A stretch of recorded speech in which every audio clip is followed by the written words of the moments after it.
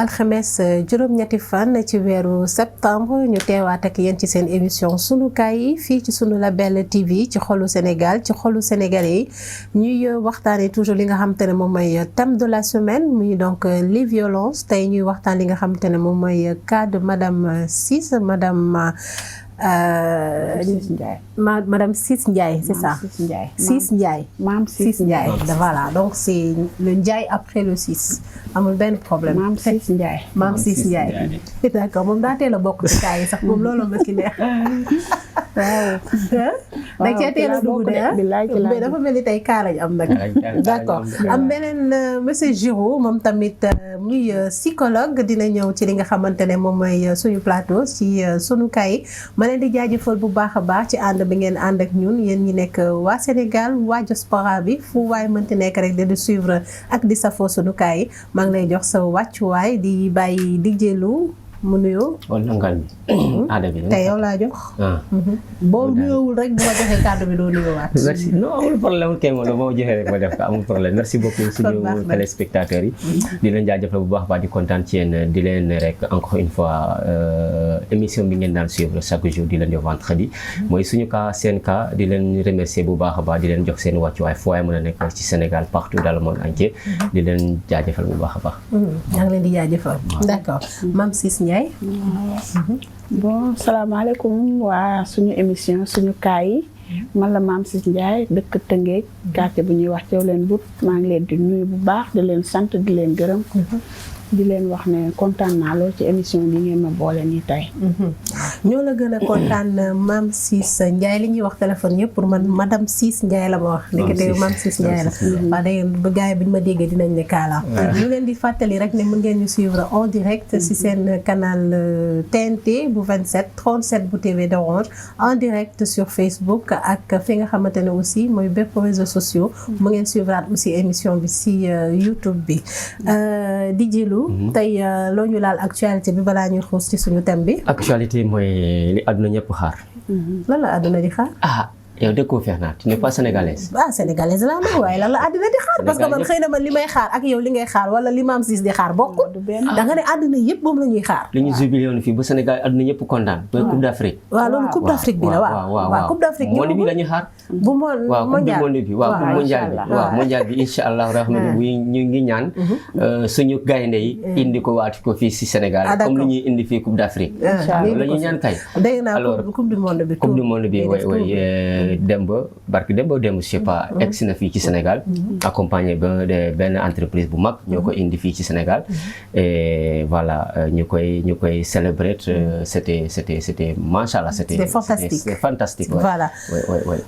Sénégalais tamit kontaan nañu apprécier nañu tamit inchallah ni ngi ko indi fii xam naa bu ñu demee dañ koy indiwaat suñu gaynde dañ koy indiwaat comme Coupe d'Afrique faire le tour du Sénégal inchallah dafa mel ni moo nekk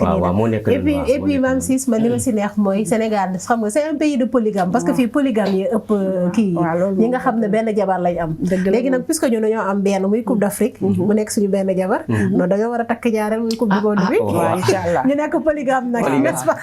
loolu moom dina baax nous sommes dans un pays de polygame donc gaynde yi takkal leen ñu ñaareel yi indi ñu fii ci dëkk bi machallah en tout cas ñuy ñaan ñu yegg si ak jàmm ak salaam yàlla may ñu ndam voilà donc loolu lañ leen indiloon comme actualité di massaw aussi famille bi nekk au niveau de Boune parce que waa am na fa ñaari frères yoo xamante ne dañ doon évacuer seen ndoxu taw yi faf donc ñu courant bi maas leen kenn ki la maas keneen ki ñëw di ko wàllu faf nag mu ñu gaañu ci ñu leen di masawu bi baax a baax di ñaan aussi état bi nag déclaré nañ fi plan Orsec bi tamit na ñëw wowal quand même yoon yi pomper ndox yi parce que ndox yi ba léegi am na gox yoo xamante ne ndox baa ngi foofu te c'est un danger non seulement pour population bi pour les jeunes mais aussi pour seen santé loolu tamit benn xeetu violence bu ñu état bi di def la dégg nañ ci bàyyi xel inchallah voilà donc comme ni ma leen ko waxee yéen a ngi seen émission Sunu Kaay tey ñuy waxtaane toujours sunu thème de la semaine des violences tey ñuy jël le cas de Mame Ciss Ndiaye Mame Ciss yow parent nga d'accord léegi tey lan moo nekk sa cas waaw man sama cas bu fekkee ci cadre xale bi ma yor la mën nañ ci waxtaan loolu ci laaj rek. incha allah mën naa la ci. xale bi nga yor lu tax nga ne xale bi nga yor lan la am de spécial. waaw xam nga àdduna bi ñu nekk nii. ñun dañ war di sant yàlla. ndax indiwuñu fi suñu bopp. kon nag bu ñu ñëwee. toog ba yàlla suñu borom xëy may ñu doom. te doom kado la. ñun waajur yi dañ ko war a téye. ak suñu fukki loxo. surtout doom joo xam ne dafa ñëw ànd ak laago. kooku kenn waru ko beddi kenn waru ko sànni kenn waru ko ñàkk bañ a toppatoo.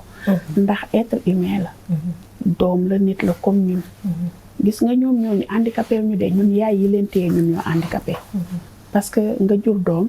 mu war a wax waxul war a dox doxul. yaay nekk bëtam nekk tànkam nekk loxoom nekk léppam. sa lépp baare kon yow yaa am handicap yow yaay ji. moom amul handicap mu toog fi mu toog. kon nag war nañ si bàyyi xel si xale yooyu. ma bëgg si lancer benn appel. di nuyu sama président. man bu mënee nekk. mën na nekk. sa président. ah nuyu ko nuyu la kay ñu dem ñu koy nuyu sax dama ko bëgg sama xol Macky Sall. dama ko bëgg mooy sama président. waaw di nuyu soxnaam yaay Marème Faye ziar naa la.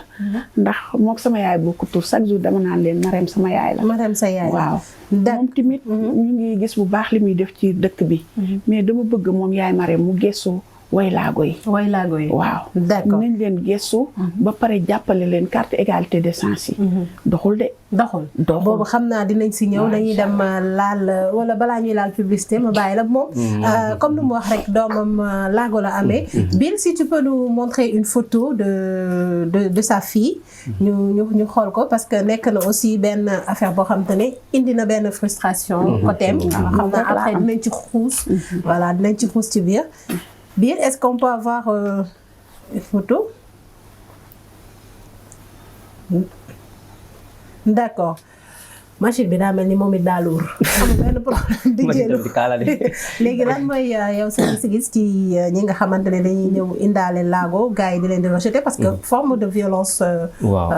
morale vis-à-vis de l'enfant et aussi de ses parents. waaw Fatou xam nga lu mu wax ni dafa am solo. nit la. waaw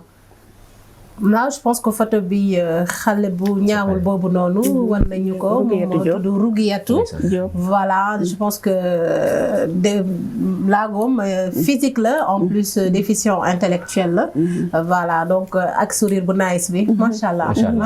donc macha allah rafet na donc macha allah en plus dañuy xappi quoi bien sûr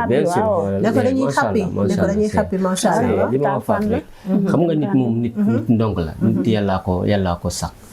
alors nit yàlla bu la joxee nit bu la mayee nit da nga ko war a fonk teeku ak lu mu tamel ak melokaan lu mu tamel surtout yoo xam ne ki nga jur boo ko juree boo ko fonkul kan moo koy fonk boo ko toppatoo kan moo koy toppatoo boo ko solul kan moo koy solal boo ko joxul mu lekk kan moo koy jox mu lekk yow mi en tant que waajur yow yaa koy njëkk fonk respecté ko bu ñuy nekk si biti ñu ñee ko alors loolu moom dafa manqué parce que yi am laago yi ne dañu leen yu bëri dañu leen maanaam dañu leen isolé ci société yi dañu leen isolé ci famille alors que c'est pas normal nit nañ leen sax voilà bu ñu nit nañ leen yóbbu ci àll ba sànni leen yàlla di dundal yow ngay ray bien sûr jël sa doom nii parce que dafa am laa nga dem ci àll ba sànni parce que ignorance du nit affaire yooyu ne la moom du nit da ko war a dem yóbbu ci àll bi ndax lañ lay gëmloo ay rab laak yooyu waaw loolu lañ lay gëmloo ignorance bi voilà da nga koy ignorance bi mais pourtant ay société lañu bokk nit moo ko jur moo ko ëpp def ko waaw yow mi ko jur yow da nga xam ci li ngay mujjee doo xam li ngay mujjee xamoo ak yow mii di ko wax tamit xamoo fu muy mujjee waaw donc am na ñoo xamante ni rafetul du moins lu mu wax ni c'est très important donc la première dame war na gestu ci li mu wax nii xale yi c'est très important gis nañu lu muy def donc voilà mu gestu leen bu baax société bi aussi bàyyi xeebaate bi ñuy def ci kii parce que ëmb sa doom quand même 9 mois ñu ne la jël ko nga dem yóbbu ko ci àll bi parce que nit boo demee ñu defal la ay garab foofu affaire yooyu yoo xam ne bu ko xale bi utiliser day metti ba day mujjee nelaw wàññeeku léegi yow loolu bàkkaar boobu noo ko mën a dunde ak sa borom keroog yamal xiyaam nit war na mën a sóoraale guddeem gu jëkk ci biir bàmmeel waaw guddeem gu jëkk ci bàmmeel war na ko sóoraale man sama Rougiatou mi mooy samay bët mooy samay tànk mooy sama lépp moo ma gënal lépp lu ma mën a am ci àdduna ku ma xool ne xam ne yow mi bëggoo sama doom ji rek man pare naa ci yow parce que benn doom rek la moom kese laa am waaw ma wéet ci lool nag mais tamit mën naa ne wéetuma ci lool ndax sama famille bàyyiwuma foofu damay daal di jàllale nuyoo sama yaay muy Marie Coly Seck bi ma jur sama papa di ko ñaanal yàlla xaare ko àjjana suuf oyof ci kawam ak mbooleem ko mu fekkee ndax ñoom samay parents buñ ma seetaanoon ak xale bi man heure bi damay dof nekk ci àll bi waaw mais dañ ma jàppale tey xam nga maa ngi ñëw tey mën a xëy 6 heures du matin départ te ngeen ñëw fii toog pourtant dama ko bàyyi dafa war a sangu dafa war a ndékki dafa war a toog ñu foog moom tey bu ma sama mag jàppalewul woon ku ñuy wax Ndiiti Jóob ba xale bi juddoo ba tey maag moom la fépp fu ma mënti dem dana maan demal amul problème te bu ma ñëwee du ma ci gis lu ma metti du ma ñëwee damay gis lu gën a fort sax li ma ko daan defal moom mu defal ko ko kon nag damay def lu may gërëm ko sant leen waaw bu dul woon samay waajur daal ak samay mbokk yi nga xam ne ñoo ma sës rek di ma jàppale ma si xale bi day metti parce que amatuma benn activité daanaa yëngatu ci mbirum commerce di dem di ñëw mais bi xale bi juddoo depuis 2014 ba tey maa ngi toog waaw lu ma am rek mënu ma dem fenn bu weer bi dee lu ma am rek pour mu jëm si xale bi dama koy loolu chaque weer da ngay jënd couche yi jënd bi metti na paquet bi 6 000 boo ko waree jënd nga jënd 4 paquet 24 000 soo waree dem rendez-vous hôpital Fann luyee taxi ni ki démb la woon si professeur Moustapha Ndiaye boo demee dagg ticket booy ñëw ordonnance mu ngi lay xaar loolu yëpp gàllu si suñu kaw te du man rek am na benn association bu nekk Tëngéej bu fekkee mën ngeen ma permettre ma nuyu borom kii bi siège bi mu ngi tudd ADPI xanaa war nga ko xam siège bi mu ngi nekk HLM bu Tëngéej cité millionnaire di nuyu président Moussa Samb ñoom tonton Sadio Kandaw di nuyu madame Sagna li di maman li di ziar naa la di nuyu jatuwaali ñoom ñoo ñuy fa toog ñëpp xale yooyu ñoo tax ñu toog fa di xuus si ndoxu taw yi ndax xale yooyu di lijjanti nuñ leen booleeg ay partenariat yu dimbali xale yi manqué chaise ñu may leen di lijjanti ay maanaam ñoom ñu ngi leen di taxawu daal di ñu taxaw di ñu wan yoon bi xanaa léegi yow nooy dundee tey par exemple nga ànd ak rugi nit xool ko xool bu xamante ne nga xam ne kii daal maanaam xoolu xeebaate la ci sama doom bi wala xool ko bëtuwaay wax naa la ko sama njëlbeen ne la rugi moom bu ma xoolee xam ne kii ni mu koy xoolee neexuma kooku damay pare ci moom ndax ni ma ko bëggee dama bëgg nit ñi gën ma kaa bëgg leen noonu ndax loolu day neexal sama xol mais bu fekkente ne man dama ko bëgg te nit ñi bëggaleew ñu ma ko ñu ngi am loo xam ne dañ koy wàññi sama biir xol te bëgguma loolu man bu ma demee hôpital waaw daf may def naqar su ma demee hôpital damay teg nii rugi am na ñoo xam ne rugi moo leen tane may dem di jàppale seen yaay man musuma dem hôpital Fann yóbbu benn couche damay def set sama biir saak pour bu ma gisee xale bu mel nii rugi dem toilette foofu yaayam ñàkk ko ma yëkk jox ko ndax loolu ma ko jox tey jógewu sama poos ay doomu aadama njaay ñoo ma ko jox kon dama koy partager ak ñoom waaw man daal bëgg naa ñu jàppale ñu ci xale yi di wax tamit bàyyi nga xamante ne ñoo sekk ak ñun doom yi ñuy bañ a daw xam naa foofu da ngay teg sa baaraam ñu dem seeti page publicité dellu si waat si plateau bi wax nga expliquer ñu quand même voilà sa jaar-jaar ak ki nga xamante ne moo nekkoon sa borom kër ñu dem publicité te ñëwaat. YII Qatar Sunu Label TV fas yéene ànd ak yéen dem ba Qatar ànd ak yéen ak ñetti programme yu bees tàkk yu ngeen dul gis feneen fu dul Sunu Label TV te des na Sunu Label TV nat leen won li gën a fës ci taarixu coupe du monde bi ngeen nar a gis joueurs yi qualifié équipe yu gën a fës ak itam dëkk ak stade yi nga xamante ne fa la jongante yi di amee te des na Sunu Label TV nat leen won li nga xamante ni moo gën a fës ci taarixu coupe du monde te duñ ci wét ndaxte yéen nañ ci fas yéene àndal bu ngeen bëggee jokkoo ñun nag mun ngeen ñu woo si numéro bii di 78 296 22 22.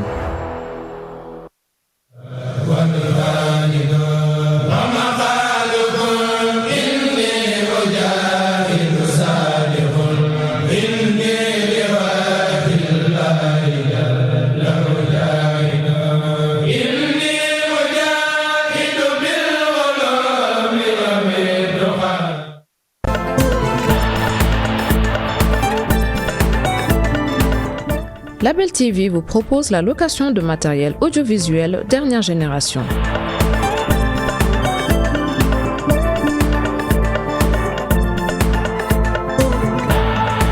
Caméra, écran géant, travelling, jeux de lumière.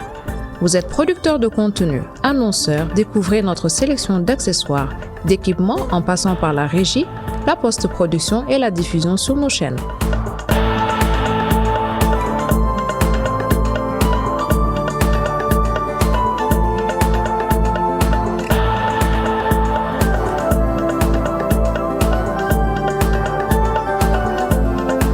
Nous vous proposons également la location de studios d'enregistrement, de salles de tournage, un studio de doublage numérique 32 pistes et un accompagnement pour tous vos événements, captations, spectacles, publi-reportages.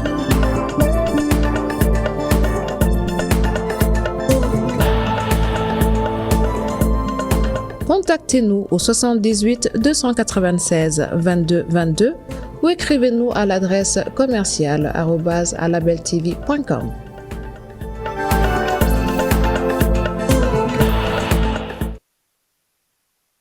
xolu Sénégal ci xolu sénégalais yi yéen a ngi seen émission sunu kaay yi ñu fàttali leen rek mën ngeen ñu suivre ci TNT bi canal 27 ci TV d'Orange canal 37 mën ngeen aussi suivre ñu en direct sur Facebook mën ngeen seetaanaat émission bi ci YouTube bi léegi nag ñuy dalal ki nga xamante ne mooy monsieur Ibrahima Giro voilà un GII Giro voilà muy psychologue monsieur Cheikhou ñu bàyyi la nga nuyu. waaw jërëjëf salaamaaleykum wa rahmatulah Fatou maa ngi lay nuyu di nuyu également madame Ndiaye. nuyu seen téléspectateurs yëpp Sunu Label TV. di rafetlu également invitation bi ma def ci émission bi. waaw monsieur Cheikhou da nga mën a déggoo olof de. mais te yaa fi olofal lii yëpp. non monsieur Cheikhou donc boo déggoon olof moom tey émission kaay lay wàcc ak li mu wax yëpp madame Ndiaye. voilà donc monsieur Cheikhou ngay psychologue. muy quand même loo xamante ne mën naa ni Sénégalais yi faraluñ ko trop di en tout cas di fa dem mais déjà lan mooy la psychologie boo déggee ñu naan psychologie lan moo ko. waaw c'est vrai Fatou psychologie nekk na discipline boo xamante ne xëy na xamuñ ko lu bari. parce que dina traiter lépp li nga xamante ni si wàllu développement xale la nan la xale di màggee depuis bi mu nekkee ci biiru yaayam. ba keroog muy juddu màgg ak exactement moom aussi mu ñëw nekk wayjur. ba keroog ñu koy sangu suuf loolu yëpp psychologie dina ko gëstu. mais lépp li nga xamante nekk na également ci ay problèmes psychologiques maanaam nan la nit ki di sentir boppam nan la nit ki di dundee en société. loolu aussi psychologie dina ko gëstu lépp li nga xamante ne si nan la xel di doxee normalement wala mu am ay dysfonctionnement loolu également psychologie dina ko gëstu. ñun ak médecin ñun ñoo bokk partie boobu mu ñu woowee psychiatrie. ok voilà donc am na partie boo xamante ne médecine la psychologie ak ñi nga xamante ne ñoom ñooy médecin dañ koy bokk également ci seen formation. donc nekk na loo xamante ne yaatu na lépp li nga xamante ne day dem ci technologie.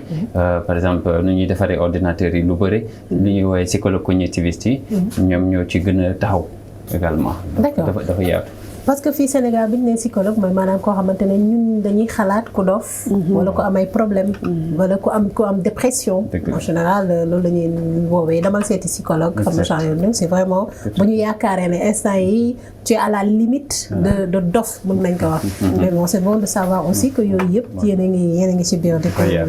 dafa yaatu voilà. tey ñuy waxtaanee li nga xamante ne mooy les violences. donc on va prendre le cas de Mame Ciss Ndiaye. violence yi nag ak surtout lan moo koy indi conséquences yi mu mën a am si nit ñi muy violence verbale wala physique yeeg yooyu xam na après yow moom bu nettalee histoire am di ñu mën a wax effectivement lan moo ko waral déjà sa xalaat daal en tout cas parce que loolu tamit kaala mu ngi si doon dugg parce que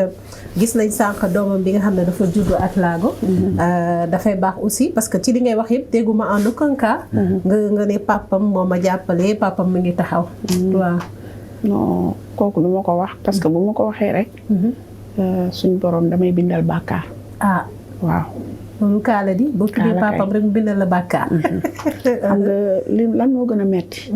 nga bokk ak nit doom ngeen jur ko. yàlla suñ borom indee ko ni ko neex. tey ku doon may sa bopp. li gën ngay may sa bopp. mais doo may loo xam ne sa bopp après coono la lay indil. te mën naa ne sax lii coono bànneex la. parce que da nga ciy jaamuwaale yàlla. dëgg la dégg nga papam bëgguma ko wax sax dara ndax jullit laa te jullit du tooñ bëgguma ko tooñ bëgguma ko wax dara peut-être dama naan xelam a gàtt xelam moo gàtt ndax Rougui mi mooy taawam moom la jëkk a gis ci doom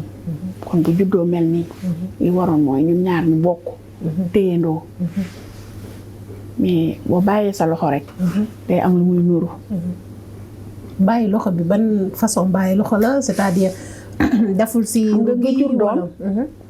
mu am nga gëj ko gis ak ñetti weer bi nga ko amee ba xale bi léegi avril bi incha allah lay am 9 ans la gëj a gis doomam waaw xam nga jaaduwul waxuma la gëj a gis gi rek de ak loxo bi dul ñëw nag du joxe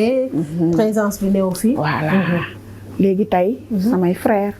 samay nijaay samay mag ñoo may jàppale ak ñi mel ni yow xam nga li may wax bàyyi leen ñu de waaw lépp loo leen di jox xale yi rek ñun ñu ngi koy jot ñu leen ciy gërëm bu baax di leen sant nee naa la Rouguietou maay yaayam maay baayam maa ngi gërëm nag benn bàjjanam bu baax Fatou Diop moo papa ma bokk ndey ak baay Fatou yëpp a baax waaw moom moo tax bëgguma wax dara ci papa ji waaw Fatou moom day gor sama mag la daf ma bëgg gi ma bëgg moo waral ni muy def sama doom parce que bu ma bëggul woon du def lenn la ci xale bi moo tax gudd fan rek laa koy ñaanal Jóobbal di ko ñaanal wér ak sutura wér yàlla na fekk lépp njabootam moom Fatou amiin léegi la yére boo leen gis Rougui sol ko rek man jënduma ko moo koy jënd da koy jëndal jesner mënoon na jënd benn mètre wala ñaar de du ko def de lu bari lay jënd loolu mooy ñawaale ci yow yëkki xaalisam dem Kastoor Dakar jënd couche yu bari jox doomam mu ñëw indi ko Tëngéej boole ka xaalis bu bari sooy dem hôpital mu ngi gëstu ndax xale baa ngi faju mu ngi def lépp kon kooku rek tax na man mënuma wax dara mënuma def dara mais tey jii nii le fait que après bi Rougui juddoo quand même papam xaw a comme li nga wax bàyyi loxoom ban effet la def yow en tant que yaay man metti woon na ma mais dama ne man jullit laa te lu metti nit rek lay dal du dal keneen du dal bant bi du dal leneen lu metti ci doomu aadama njaay lay wàcc mais na fekk bu dalee sa kaw nga gëm ko nga gëm yàlla gis nga gëm yàlla lu am solo la soo gëmee yàlla rek lépp lu dal sa kaw rek day oyof lu nit mën ci def daal di ko mën a dégg mën naa ko muñ tey su continuer woon ba yàllaa xam fii ba Rougui di fi jóge yàlla na yeex wala man ma fiy jóge wala moom mu fiy jóge it dara metteetuma xam nga lu tax dafa am ñoo xam ne ñu ngi sama gannaaw di ma jàppale ku mel ni soxna maam Ami Mbàkke ci Ouest Foire kookoo tax jooyu ma dara daf may defal di ma delloo si yàlla surtout Serigne Touba boobu maa ngi koy ziar Mbàkke yaaram di ko ñaanal gudd fan ak wér ci 18 safar gi ñu nekk waaw kay si wàccaayu màggal gi bésu maamam bu rëy bi soxna maam am ziar naa la Mbàkke Balla mu ngi lay dégg ndax maa ngi koy ziar ñoom en tout cas waa Touba dañuy seetaan bu baax li nga xamante ne moom mooy Sunu Label Mbàkke nekk fii ci Ouest Foire voilà maa ngi koy gërëm moo borom këram ñoom ñëpp Adja Binta Fall Ndiir ñooñu bàyyi ñu ma seetaan yi maanaam bu la ñuy di la def lu metti su ma jooyee sax su ma jooyee moom soxna maam Ami day jooy ci téléphone bi di nga dem des fois di wax bay jooy waaw parce que da ngay gis loo xamante ne nii du la neex mais moom bu ma ko déggantee moom téléphone waxuma la loxaam bi ñëw ci xale bi mais delloose gi may delloose waat rek moo tax man léegi bëggatumaa def leen dama toog rek ànd ak yàlla ak yonente ba ak Serigne Babacar si ma yaakaar téye sama doom ak fukki loxo nee naa la Rougui mi moo ma gënal sama ñaari bët waaw tey buñ ne ma woon na sa ñaari bët dañ te mu wér dama koy joxe barka Seexu Tijaan buñ ne ma woon tey sa doom ji wér il faut que ñu dindi sa ñaari bët yi ma ne leen dindi leen ko parce que bëgg naa muy jóg di dem di ñëw di fo comme ay moroomam di dem di jàngi di ñëw mais loolu yëpp tey nekkul mais nañ ko sant yàlla rek te xam ne lu dul yàlla neen la lu dul yàlla neen la monsieur Guiraud je pense que dégg nga lu mu wax bi ba ñu mënee wonaat benn photo Rougui pour monsieur Guiraud monsieur Guiraud mën ko gis donc xale bi dafa ñëw ak laago physique ak xel mais comme ni mu ko waxee papa bi da ko beddi j'ai waxtaan nañu maak moom ba sori xëy na comme lu mu wax rek am na yoo xamante ne du ko wax ci antenne bi mais tey jii genre xeetu violence boobu parce que quand même c'est une violence naka nga ko mën a décortiquer yow en tant que psychologue. jërëjëf. waaw sama xarit baa ngi macha allah. il faut ñu comprendre violence bu ñuy wax noonu violence pour kan la. parce que bu fekkente ne Rokhiyat tudd Rokhiyat macha allah. donc a priori moom Rokhiyatu sentirul violence. a priori. parce que luy violence mooy mag mooy am yenn interprétation. exactement tu dégg donc ça veut dire que moom yaay ji moom mooy gën a sonn. waaw yaay ji sax moo tax ñuy wax. exactement moom mooy dundee violence boobu. et foofu nag il faut ñu expliquer que ñaari mbir. parce que léeg-léeg moom nu muy dundee ak Rokhiyatu chaque jour mu koy toppatoo lu mu ñu métti moom lay gën a métti. dëgg la. gis nga buñ ci am yërmande moom bosam day fuul suñu bos ay junni yoon.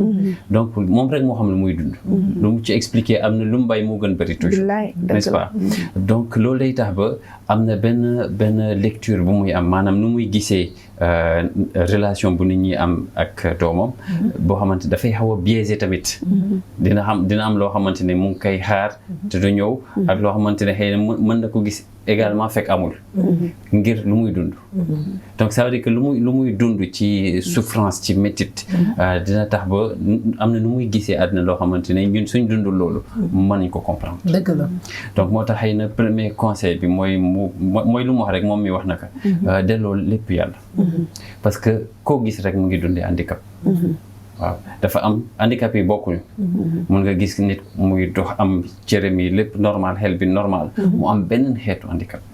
muy am souffrance boo xamante ne mu ngi koy tere dund. dina ñee sax ñi nga xamante ne nekkatuñ fi. dëgg la loolu am na.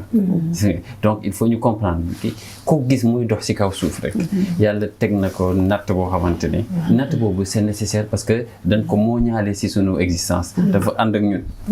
gis nga donc léegi yow nan ngay gérer loolu ba nga xamante ne ku ci jàpp nga dem ku ci jàppul nga dem.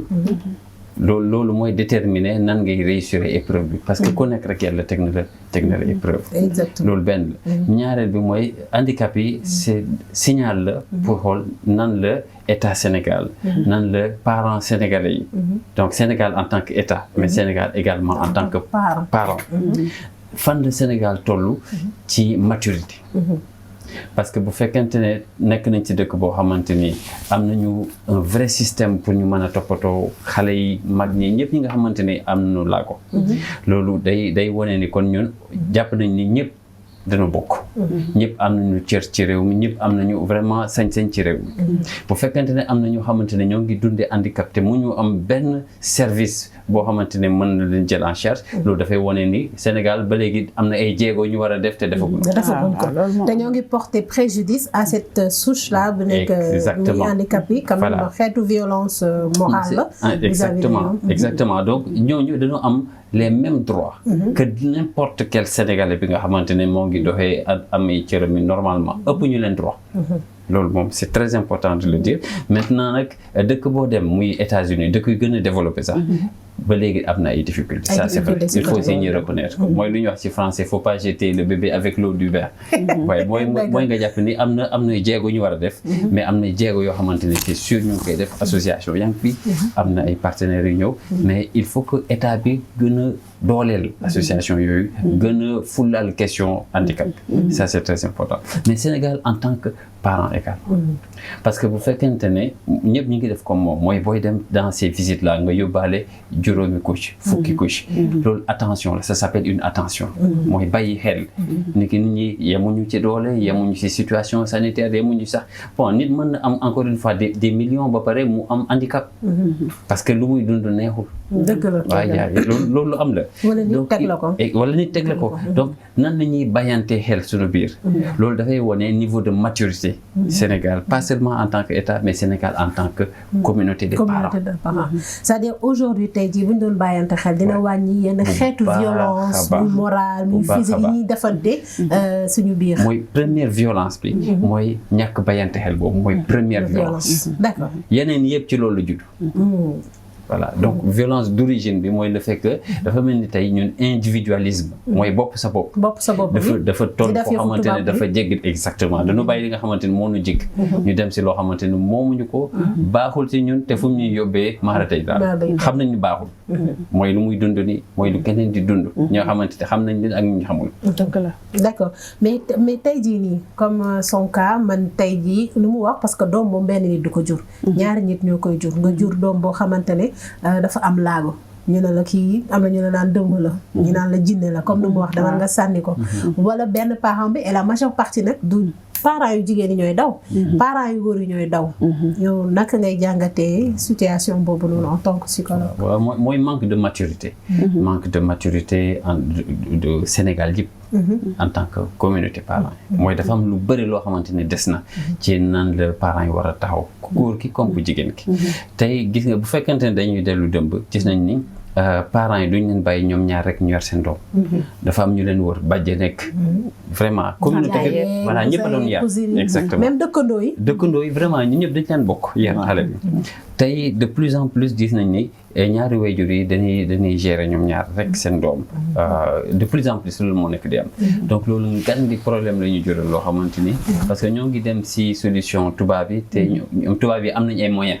te ñun amuñu moyen pour gérer ko seen bopp donc am nañ problème boobu mais am nañ moyens yi ñun dañoo am problème boobu te amuñu moyens yi loolu c'est un grand problème ñu dem si loo xamante ni le manque d'éducation mooy le fait que ñu war a ñëw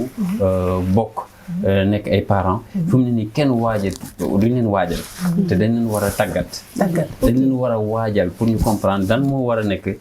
relation góor ak jigéen balaa ñuy dugg ci sëy bi dañ leen war a tàggat il faut ñu tëgg un vrai programme de préparation à la parentalité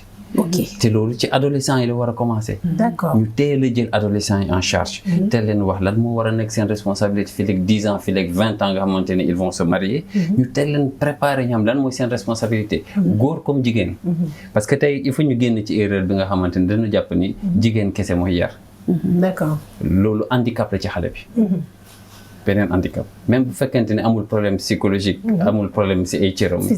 voilà day am benn partie buy manqué d'accord dafay am luy dafay sooxe benn côté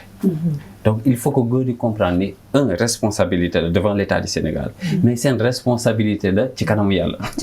waaw loolu du ma sa teggeeku mukk seen kaw waaw donc ñaari dafa important ñaari parents yëpp 50% d'accord waaw jigéen ñi donc gën benn bu si xawee côté nii rek day moom mooy indi des fois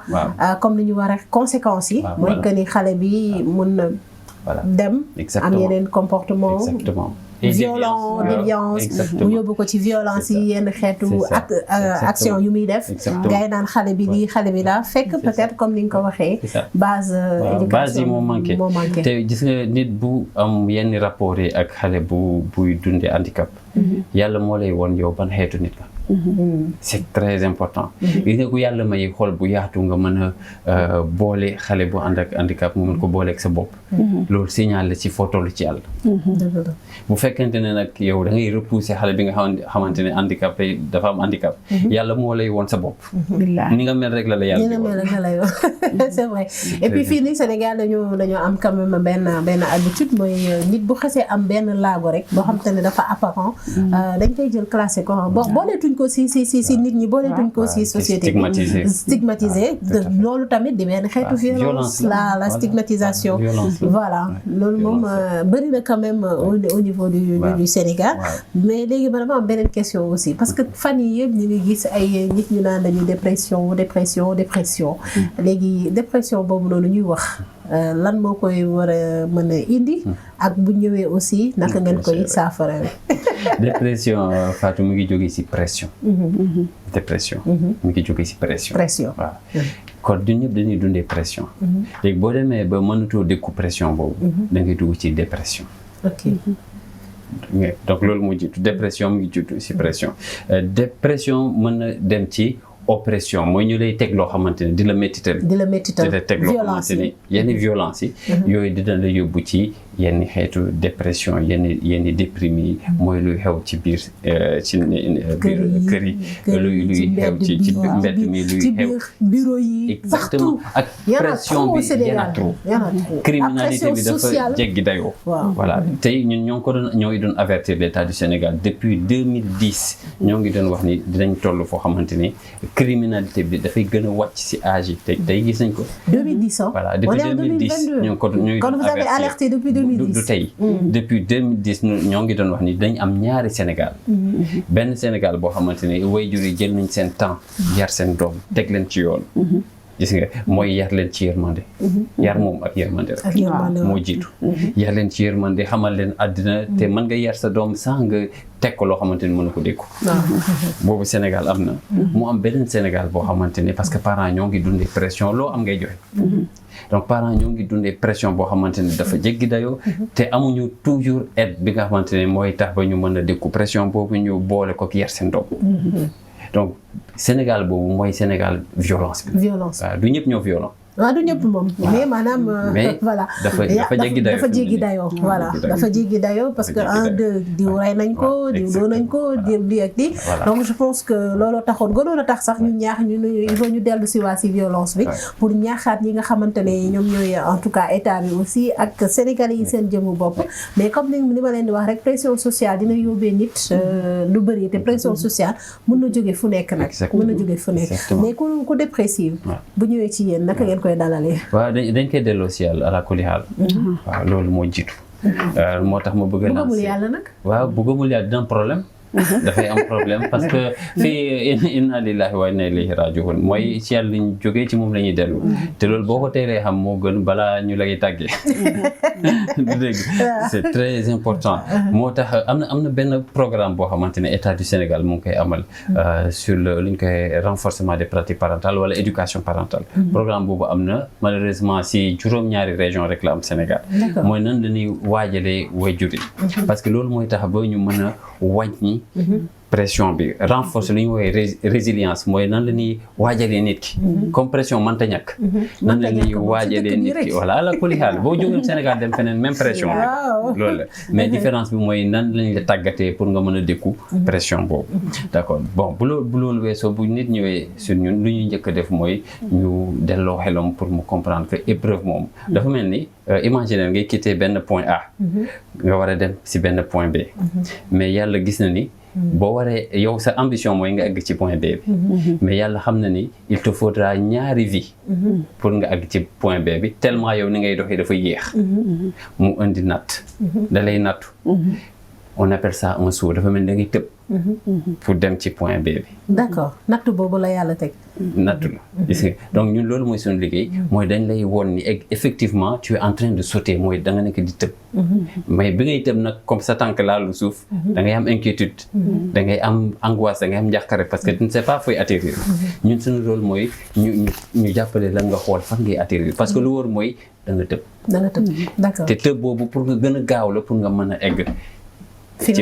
boo eggee nag ci nga gëstu nga xool lépp li nga traversé di fàttali ko di sant yàlla voilà loolu mooy ñun suñu rôle pour comprendre que yàlla deful dara lu bon lépp lu ta dal mooy moo xam li madame mii di expliquer dundu xale boo xamante ne dafa amee laago ci épreuve yi la bokk waaw boo eggee nag da ngay gëstu xool fépp fi nga jaar ala kulli xaal da ngay sant yàlla dafay métti parce que nous sommes humains nous sensibles voilà mais yàlla deful lu bon te tant que déggoo benn xaj buy def ñaaw wala muus buy boobu xamal ni lépp mi ngi jaar yoon d'accord bu ñu yeggagul ci foofu rek tant que àgguñ foofu tout est normal je pense que Moussa mu ngi lay xool ay bëti rëy yooyu noonu waa nee na tant que xaj ji nekkuñu di naan meew muus yi di naan wow rek tout va bien kon ba léegi kon Sénégal tout va bien macha allah voilà donc day baax aussi monsieur Girou nga wax ñu vous êtes en général les psychologues c'est des cabinets privés wala c'est public wala tey jii nii man boo bëggee seeti psychologue parce que en général dañ naan vous êtes inaccessible exprès dëgg la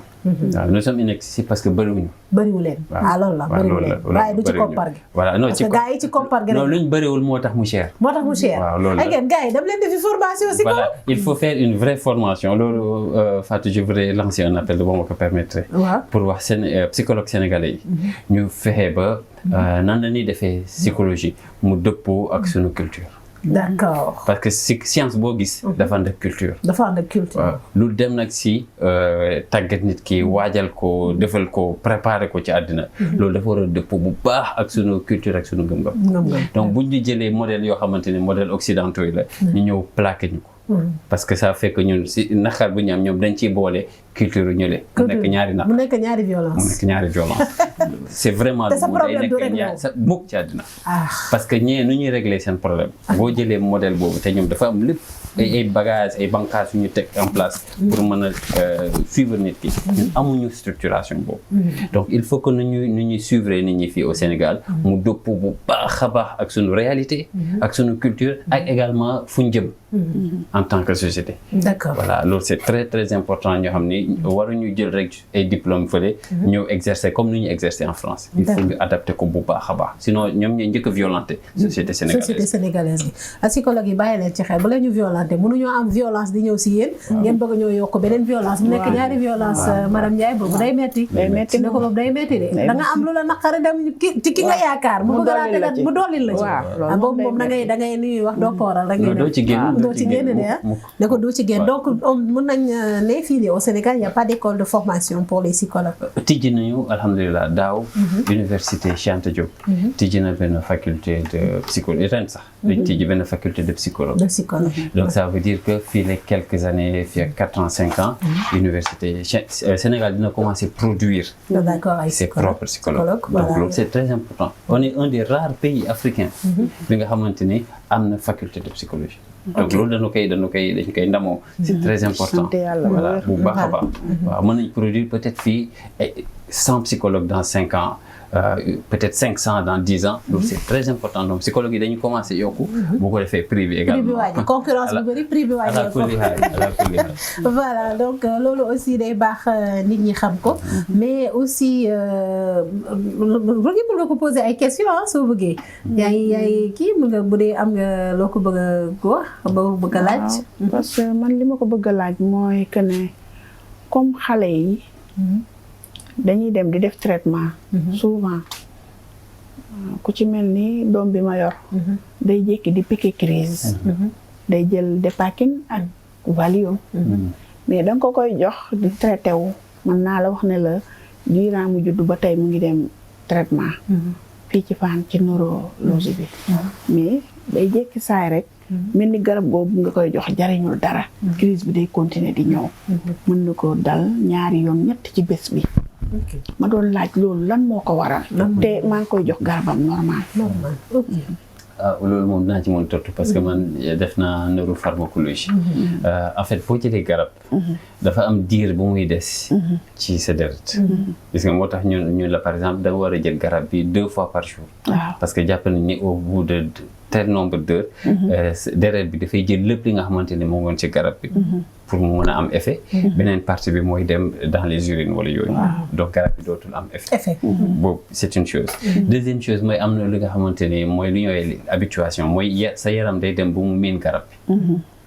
d'accord dem ba miin ko voilà day dem ba miin ko donc garab boobu à un moment donné pour mu am effet dafay xaw a day métti garab bi dootul am yenn effet yi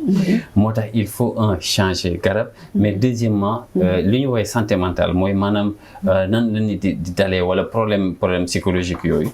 du garab rek moo koy faj dëgg la gis nga moo tax man dama ko bëgg a encourager bu waxtaanee avec le spécialiste buy suivre xale bi mu expliquer que nan la ñu mën a def un travail d'équipe c'est que mënul nekk juste un psychiatre dafa war a ànd avec des psychologues mooy partie bi nga xamante ni du affaire garab damay jox exemple yow en tant que yaay li ngay def ci xale bi moo ëpp junni yoon garab bi solo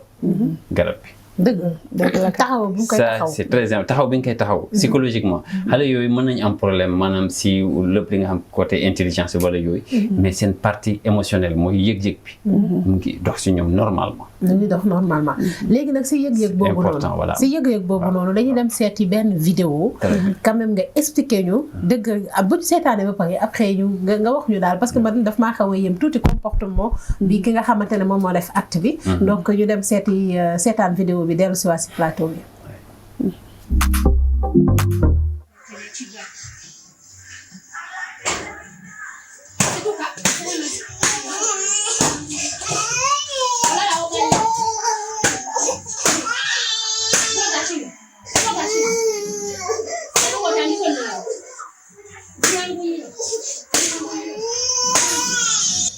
Voilà, je pense que la vidéo a fait notre tour un peu les réseaux sociaux, mais on voit la dame qui frappe son enfant. On a essayé de cacher en tout cas comme on a pu l'enfant. Il y a des âmes sensibles. Moi, j'ai regardé la vidéo jusqu'au bout pour savoir femme jusqu'où elle peut aller en tant que mère. Mais en tant que psychologue, cette femme-là, parce que en tout cas, mon sentiment, moi, elle n'est pas normale. Parce que dans le jël dem dóor xale bi ba mu daanu. waaw jóg xale bi moo jógal boppam. duggaat ci biir baignoire bi mu continuer di ko dóor partout sur le corps. donc en tant que psychologue. gis nga yonent bi dafa wax lu am solo. dafa ni képp ki nga xamante ni jàngale nga. jikko yu baax. daf lay yàlla da la ci bindal tiyaaba. mais ñi nga jàngal jikko ju baax jooju buñ ko jëfee. képp ku ci bénéficier da ngay am tiyaaba ba léegi. ala kulli xaal day ko ne di law. boo jàngalee également benn jikko ju bon. yàlla la ci bindal bàkkaar. mais ñi nga affecté noonu ak jikko ju bon jooju dañ koy continuer ñoom aussi dañ koy jëfee. muy law. di law des siècles. kii nii boo gisee muy dóor xale bi boo xoolee am na loo dul gis fii. mooy moom ñi ko yar. ñoom ñoo nekk di dóor xale bi. d'accord moom femme bi ñi ko yar moom femme bi seen loxo ñoo nekk di ñi ko yar moom ñoo nekk di dóor xale bi maanaam moom violence dafa subir ay violence moo tax mu yaakaar ne tamit violence la war a subir loolu parce que boo xoolee kii elle se comporte normalement si moom pour moom li muy def nii c'est normal voilà xëy na sax soxorul xëy na kii soxorul xëy na sax soxorul messager bi soxorul femme bi xam nga ñu dañ koy interpréter parce que ñu lii duñ ko def gis nga mais moom boo xoolee nu mu koy defee nii dafa jàpp loo xamante ni c'est parfaitement normal. voilà daf ko jàppee loo xamante ni. ak lu xale bi mën a def rek mënoon na waxtaan ak moom. voilà ne ko lii bul ko defati lii nii ngay def. doom dangay wax ak moom. dóor moo mujje. dóor moo mujje ci xale. xale lépp lu mu mën a def rek. yaakaar naa waajur war na ko mën a. cadre sans la violence parce que ça rejoint monsieur Gérou lu mu wax mooy maanaam kii peut-être ci violence la màggee ñu koy violenter voilà parce que premier jour bi ñuy wax ci violence bi on a parlé ci relation de parents ak doomam des fois dañ leen di violenter sans pour autant s'en rendre compte physiquement ou moralement ak verbalement et puis xale bi bu màggee noonu ñu gis ne loolu lay répété day yaakaar ne rek c'est ça la vie donc cette dame là on peut dire que psychologiquement comme li nga wax elle a été éduquée comme ça exactement donc mu yaakaar ne et puis le pire dans tout ça là mooy xale bi boo oui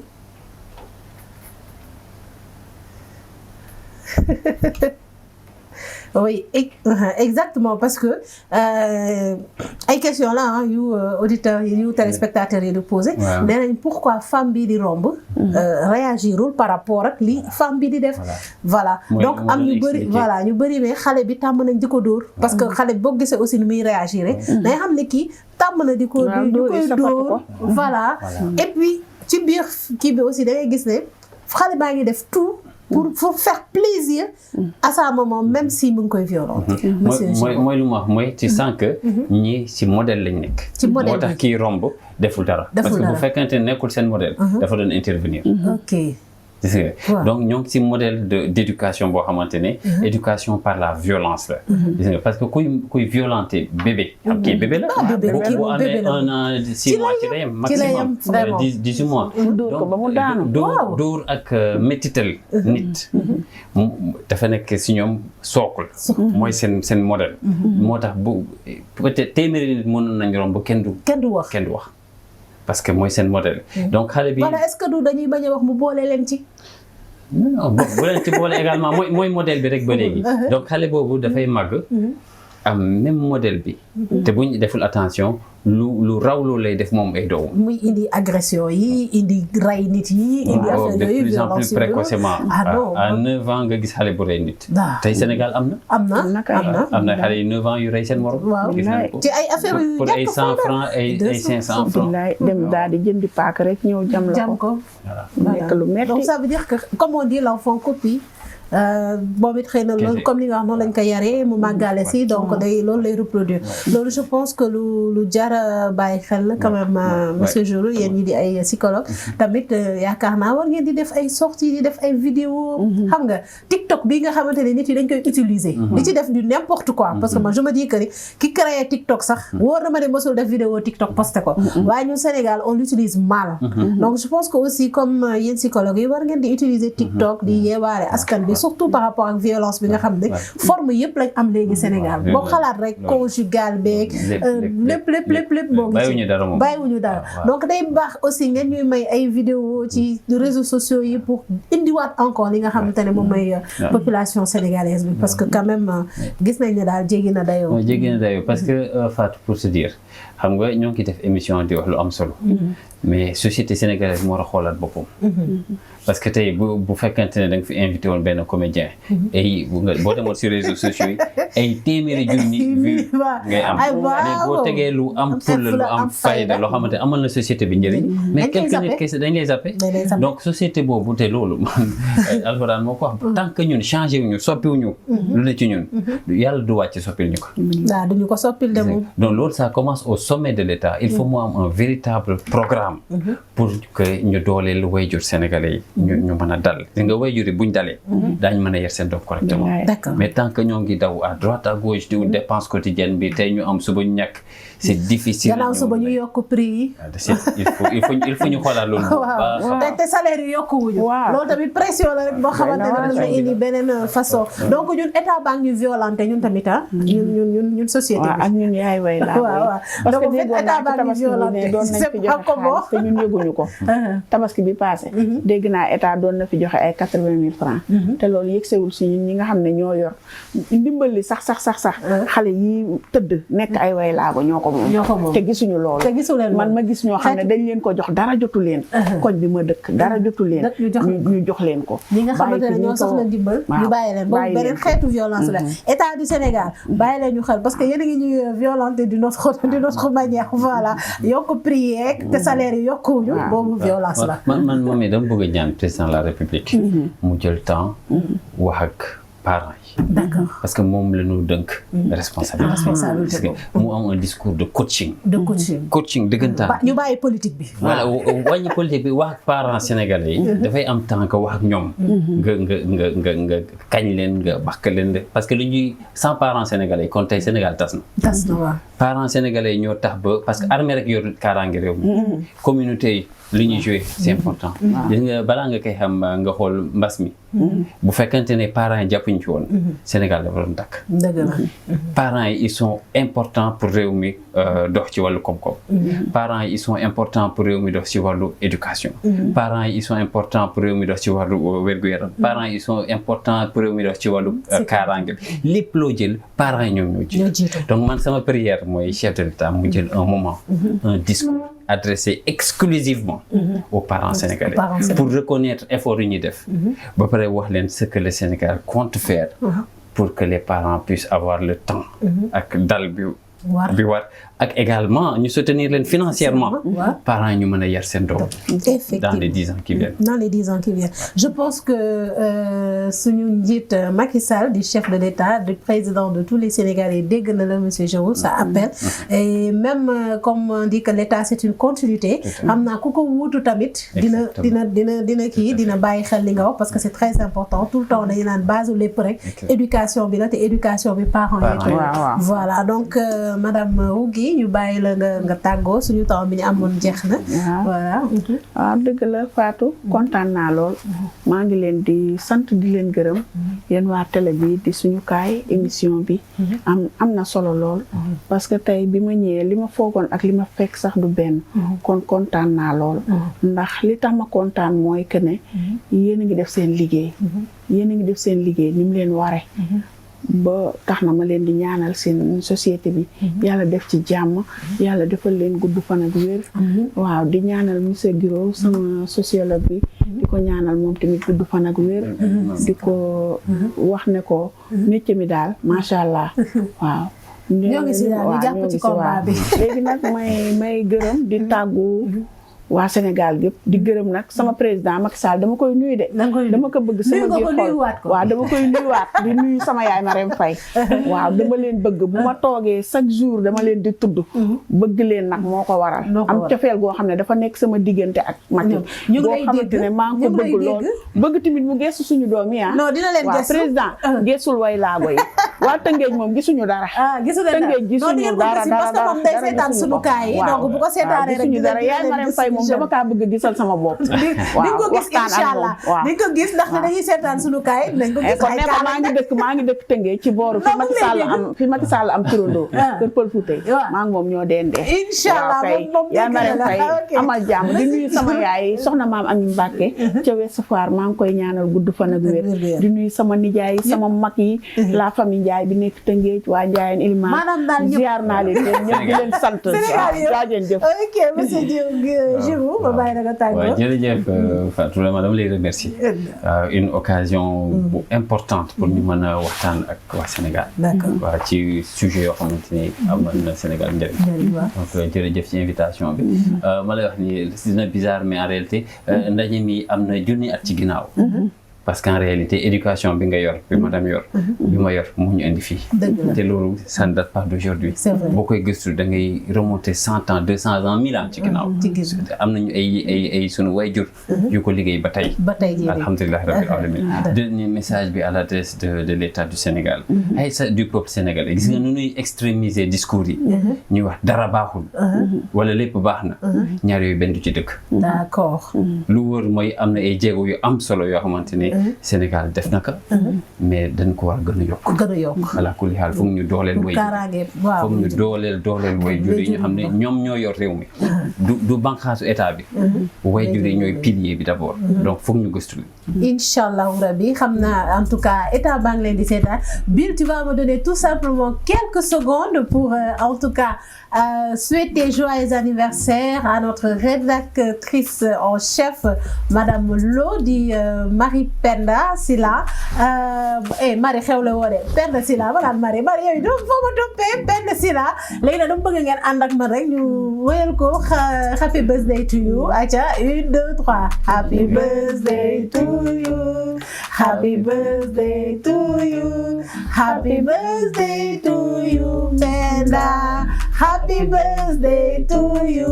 ci kaw loolu ma leen di jaajëfal bu baax a baax di leen di jox dig daje suba inshallah à la même heure ñu nar a ndar képp li nga xamante ne moom mooy suñu thème de la semaine di les violences